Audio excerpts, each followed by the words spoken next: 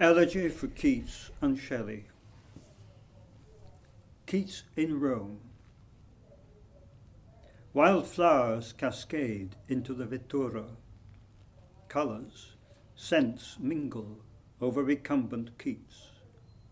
Puns in response make Severn laugh, snort as he bends to gather more.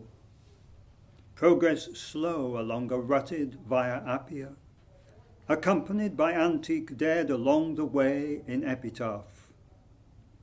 More recent, criminals hung from posts line the route, sentries at the city's limits, clustered with flies, squabbling birds.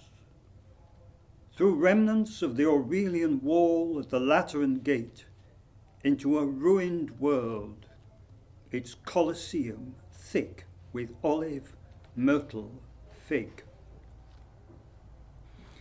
Dr. Clark, writing to Naples for news of his patient as the vettura arrived, regarded Severn as doubtful, hesitant, fussy, before the resilient Keats, intelligent and noble in contrast.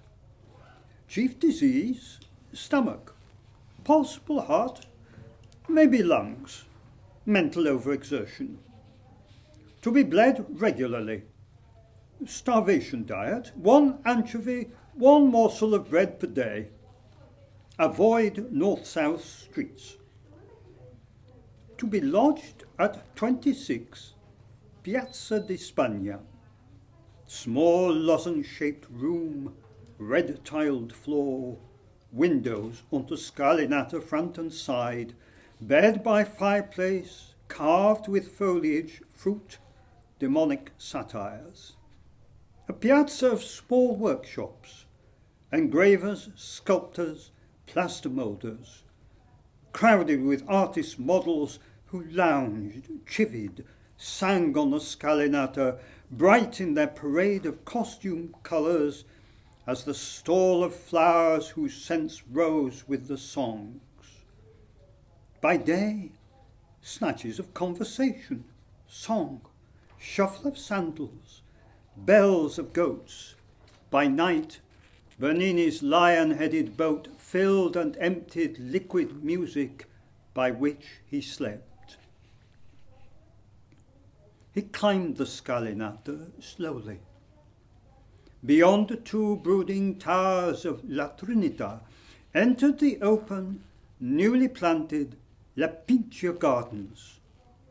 Through palms and evergreen trees, viewed a light-transfused city, piazzas, sumptuous palazzos, forested with church towers, dominated by St. Peter's cupola, music of clocks and bells perpetual. On broad walks, met Lieutenant Elton, tall, handsome, but consumptive. Long approving stare from Princess Pauline Bonaparte on her promenade, whose residence, Villa Borghese, contained Canova's life-size statue, white marble, waxed, mortal face, body of Venus, reclined along a chaise longue, drapery, a mere pubic sufficiency, produced from Keats' comment that she was an Aeolian harp played by the winds of desire. Playful, in the slight remission of illness, emptied from their rooms to the pavement below, an ill-cooked meal, fowl, macaroni, cauliflower, and rice pudding. Now we'll have a decent dinner. Hired a pony, first since childhood, rode up to the gardens to alleviate his stomach, worse on opening any book. Ah, little Pegasus, with pawing hoof sublime, leading the way into poetry, parallel existence. Sabrina, water nymph, set her printless feet over the cowslip's velvet heads, with chaste palms, moist and cold, might break the spell, but not allow him back into poetry's sacred world. 7 played Haydn symphonies on piano, unpredictable childish whimsies. Each day, pallid features, unearthly perfect skin, transfigured towards impending death. Staring eyes looked up into the doctor's face. How long will this posthumous life of mine exist? In mind I walk again, well and healthy, alert with Fanny. Letters prostrate me, grief for what is lost, unhappy me. No solace remains but weeping, and weeping is a crime. Scarcely able to bid goodbye, even in a letter, I always made an awkward bow. Rose in good spirits, then coughed up thick black blood. 2 cupfuls before Dr. Clark was called. He took more from the arm to induce lassitude. Rage, despair and desperation followed. This day shall be my last. 7 removed all knives, scissors, razors, every destroying means from his grasp. Laudanum given over to the doctor, death being a certainty. In temptation, 7 might give way. Bread, milk, occasional fish, his diet. Stomach distorted from starvation. Hunger, craving, and delirium took him beyond the veil of soul-making. He had seen too far into the sea, drowned in his own blood. More of nature, careless of individual life, who was he to be saved? A wasting body, with nothing to feed, a voracious mind, a wreckage of ideas, only horror of extinction, without prospect of celestial city, heaven, or some kind of immortality. I cannot believe in your book. For me, a last cheap comfort. All books removed as signifiers of immortality. Bellini's fountain played upon his mind, gurgled better deeds should be in water writ. No name, no epitaph, desiring death with dreadful earnestness. 7 at his bedside all night, wiped thick expectoration from lips, changed sheets through night sweats, soothed. Desire gnawing at mind as disease gnawed at body. Frustration of passions that caused disease. She had refused him love of her body. Face shrank in size and eyes enlarged to shine unearthly with inhuman brightness. Night watch with candles, connected by cotton threads, fairy lamplighters. 7 nodding, held his hand, prayed silently for one who had no prayers to offer. Haggard in shadow, awaited the second edition of his being in sheets, welcomed cold press. A nurse in attendance, 7 walked on the Pincian hills. Trees were in blossom, a rose coming into bloom. Keats wept, hearing this. Spring always an enchantment. His only allayed happiness, the silent growth of flowers. Calm and quiet acceptance. Withdrawal from concerns of mortality into an absence of himself. Books surrounded his bedside. Shakespeare in 7 volumes dominant. Intimations of immortality. 7 told him a young shepherd grazed sheep and goats in the vicinity of the pyramid of Cestius at the Protestant cemetery, ground strewn with violets and daisies.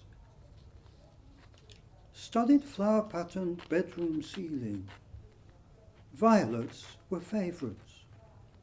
Could feel daisies growing over him, stars across the ground.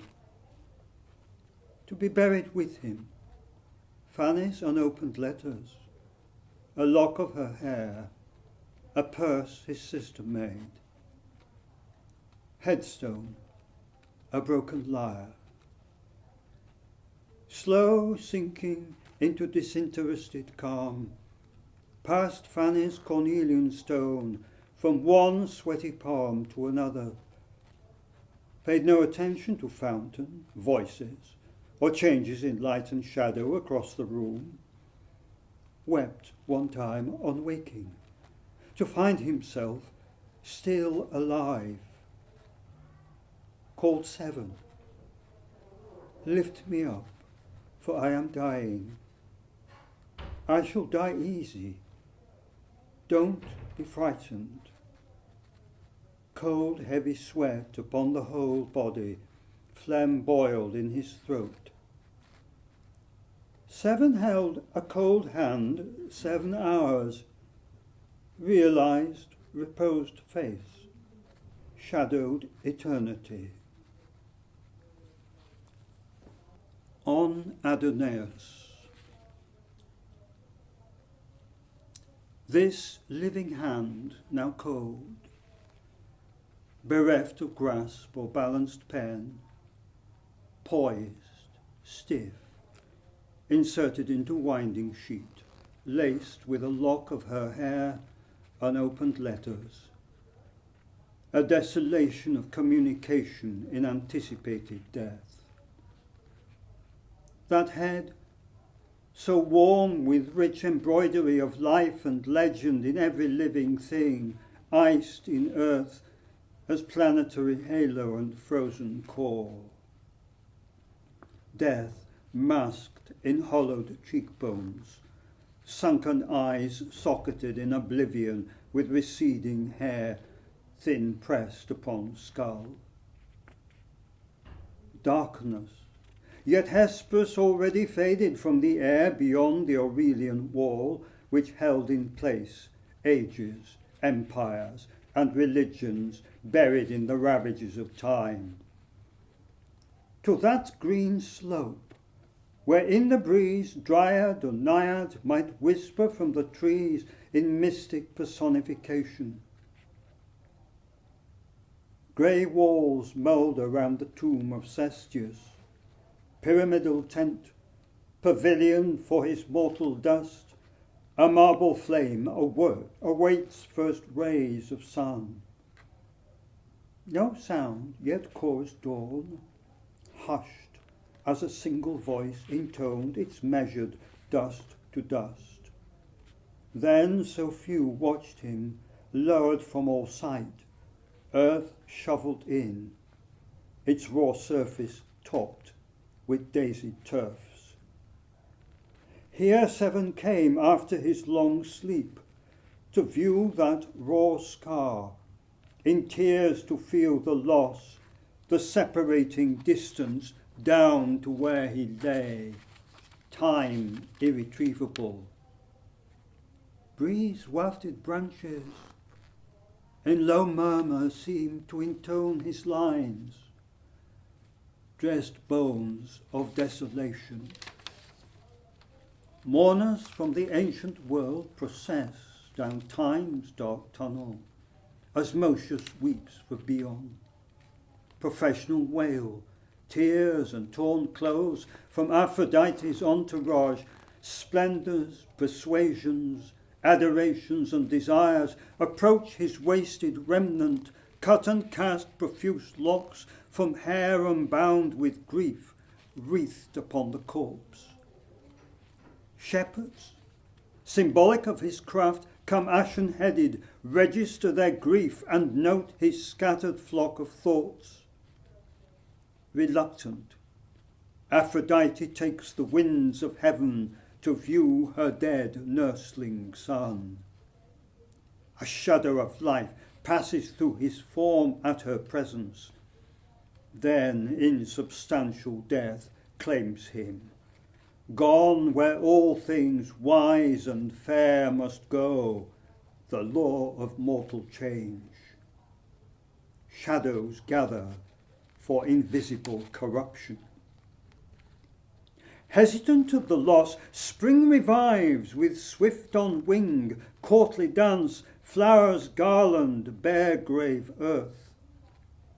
Adonais does not revive, as mind with mortality must decay.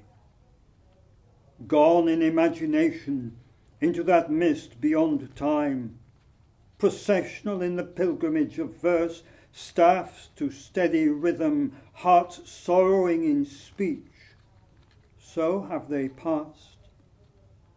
Blind Homer, Aeschylus, Virgil, Sophocles, blind Milton coming up the rear, crooked on Shakespeare's elbow.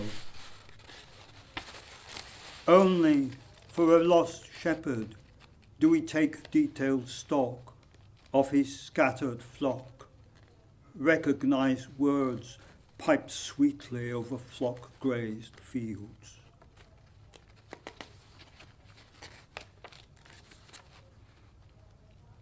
Nature turns forever on the axis of her seasons. Once in masked dance, mind glows bright, then fades in time's allotted space, to be no more, quenched, unless the greater light in love draws that spirit beneath the mask into eternal light. So it was reasoned Keats was gone before into the sinuous pard-like spirit of eternity, burnt through to the inmost veil of heaven, where Shelley might follow, his boat drawn fearfully afar, face masked upon spume of storm waters, ignored howling wind, crack of sheet sails, cast himself upon the image of eternity. Shadowed in space and time lies the burden of the mystery. We carry the planets with us, mineral alchemy of dust our perpetuity, scanning the heavens for life where human feet have marked their souls in planetary dust. There are no poets here, only dust, rock, and glacial fields of nitrogen, with black holes to walk time in grandiloquent silence. No music to these spheres, as distant galaxies rotate and light of millennia passes through dark space, illusory for human eyes, enters the mythology of mortality. He is not throned here. Adonais is gone. Only the shadow of existence remains in fields, streams, trees, where beauty flourishes, dies. In the frailty of so short a passage, we may imagine him burn bright with stellar compassion and pass that passionate understanding through each generation, time without end. Epigrams remain as a handful of dust, whilst names of God, bleak reminders of another age, weather naturally upon the bones of belief. The flesh became word, and now only the word remains to us.